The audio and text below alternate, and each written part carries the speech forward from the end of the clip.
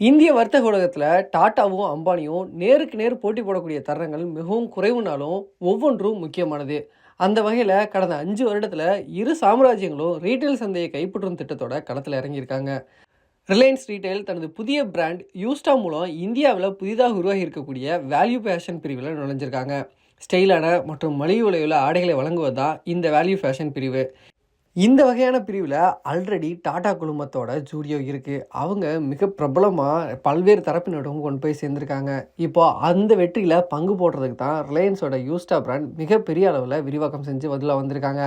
2023ஆம் ஆண்டு ஆகஸ்ட் மாதம் தொடங்கப்பட்ட இந்த யூஸ்டா அதன் முதல் ஆண்டிலேயே 50 கடைகளை திறந்தது குறிப்பிடத்தக்க சாதனை. இங்கு பெரும்பாலான பொருட்கள் 499க்கும் குறைவான விலையில் நிர்ணயிக்கப்பட்டிருக்காங்க. அனைத்து பொருட்களுமே 1000 ரூபாய்க்குள்ள விலை நிர்ணயம் செய்யப்பட்டிருக்கு. இது கிட்டத்தட்ட ஜூடியோவோட அதே மாடலை பின்பற்றி நடக்குது.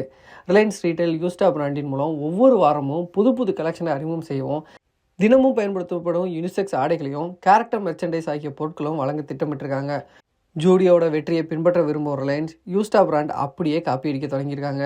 இதே போல் யூஸ்டா பிராண்டின் ஜூடியோ போலவே ஃப்ரான்சைஸ் மாதிரியோட இணைஞ்சு செலவுகளை குறைத்து விரைவாக விரிவாக்கத்தை தொடங்க முடிவு செஞ்சுருக்காங்க.